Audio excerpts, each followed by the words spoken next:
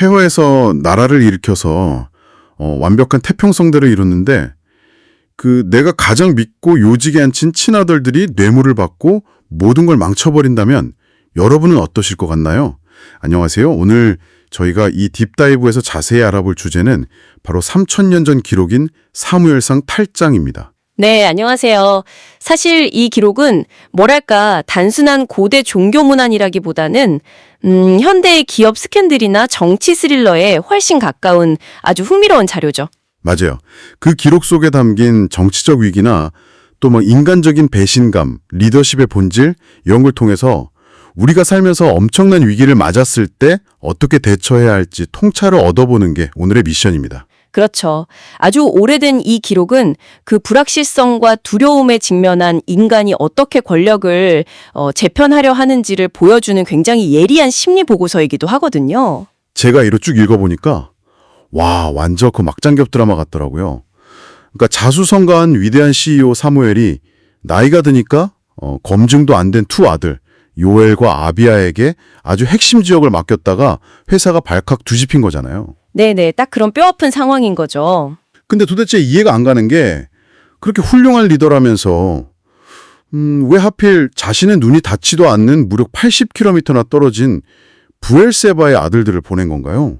그건 부엘세바가 그만큼 결정적인 경제 요충지였기 때문입니다.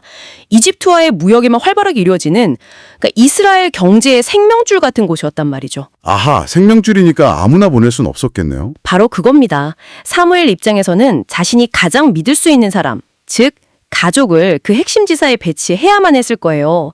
하지만 물리적 거리가 너무 멀다 보니까 완벽한 관리의 사각지대가 형성된 거죠. 눈에서 멀어지면 관리도 안 되는 법이니까요. 맞습니다. 결국 그곳에서 터진 뇌물 스캔들은 그 단순한 지방 비리 사건을 넘어서 이스라엘 전체의 경제와 사회를 완전히 흔들어 버리게 됩니다. 그래서 장로들이 단체로 찾아와서 사사시대는 끝났다. 다른 나라처럼 우리도 왕을 세워달라. 이렇게 아예 헌정 질서를 뒤엎으려 하잖아요. 네, 아주 극단적인 요구를 들고 온 거죠. 그러니까요. 단순히 아들들을 교체해달라는 선에서 끝나는 게 아니라 왜 아예 그 시스템 자체를 갈아엎자고 그렇게 극단적으로 나온 걸까요? 그건 과거 엘리 제사장 시절의 국가적 트라우마 때문이라고 볼 수 있어요. 예전에 훔니와 비느하스라는 두 아들의 타락으로 나라가 멸망 직전까지 갔던 끔찍한 기억이 있거든요. 그런 끔찍한 과거가 있었군요. 그럼 이번 사건을 보면서 그때의 악몽이 바로 떠올랐겠네요. 정확합니다. 장로들은 이번 비리 사건을 보면서 세습되는 종교적 지도자 시스템 자체에 치명적인 결함이 있구나 이렇게 판단을 내려버린 겁니다. 그래서 개인의 도덕성에 의존해야 하는 사사 대신에 다른 국가들처럼 좀 제도화된 시스템을 찾은 거군요. 네, 영구적이고 강력한 군주제, 즉 왕을 요구하게 된 결정적인 배경이 바로 그 두려움입니다. 잠깐만요. 근데 평생을 헌신한 사무엘 입장에서는 이거 정말 모욕적이잖아요. 사실상 이 사회에서 자기를 완전히 몰아내려는 셈인데. 그렇죠. 인간적으로는 엄청난 배신감과 수치심이 들었을 겁니다. 근데 기록을 보면 사무엘이 막 불같이 화를 내거나 자기 방어를 하는 대신에 그냥 그 자리에서 무릎을 꿇고 신에게 기도를 한단 말이죠. 솔직히 위기 상황에서 이런 모습은 리더로서 너무 무기력하고 유약해 보이는 거 아닌가요? 겉보기엔 충분히 그렇게 보일 수 있죠.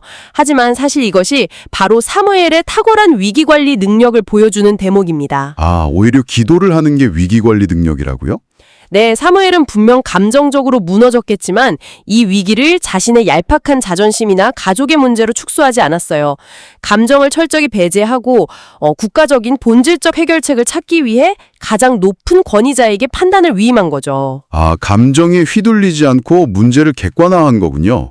근데 여기서 신의 반응이 정말 뜻밖이더라고요. 어떤 점이 가장 인상 깊으셨나요? 국가적 비상사태인데 무슨 차가운 정치적 해결책을 딱 내려주는 게 아니라 오히려 배신감에 상처받은 사무엘의 심리를 엄청나게 섬세하게 위로해 주잖아요. 맞아요. 거대하고 절대적인 통치자가 그 극도의 혼란 속에서 개인의 상처에 깊이 공감하는 아주 흥미롭고 따뜻한 장면이죠. 백성들이 너를 버린 게 아니라 나를 버린 거다. 이렇게 위로해 주던데요. 네, 출애굽 이후 수백 년간 반복된 이스라엘의 배신 역사를 짚어주면서 이건 너의 실패가 아니니 자책하지 말라. 이렇게 리더의 무너진 멘탈을 다독여준 겁니다. 와, 진짜 엄청난 위로가 됐겠어요. 거대한 시스템의 붕괴 위기 앞에서 절대자가 이토록 친밀하고 공감하는 존재로 묘사된다는 점, 이게 이 기록의 가장 독특하고 놀라운 지점이라고 할 수 있습니다. 고대 이스라엘 장로들은 불확실한 미래가 두려운 나머지 그 눈에 보이는 강력한 해결책, 즉 왕이라는 제도를 섣불리 요구했습니다. 당장의 두려움을 없애줄 눈에 보이는 존재가 절실하게 필요했던 거죠. 네, 이 이야기를 통해서 우리 청취자 여러분 자신에게도 아주 의미 있는 질문을 던져볼 수 있을 것 같아요. 여러분은 미래에 대한 불안감을 잠재우기 위해서 지금 어떤 왕을 섣불리 요구하고 계신가요? 그래 완벽해 보이는 어떤 시스템일 수도 있고 돈일 수도 있고 혹은 강력한 권력자일 수도 있겠죠. 맞습니다. 우리가 그토록 의지하고 싶어하는 그 눈에 보이는 해결책이 어쩌면 내면의 두려움이 만들어낸 환상은 아닐지 오늘 이 딥다이브를 통해 한번 깊이 생각해 보셨으면 좋겠습니다.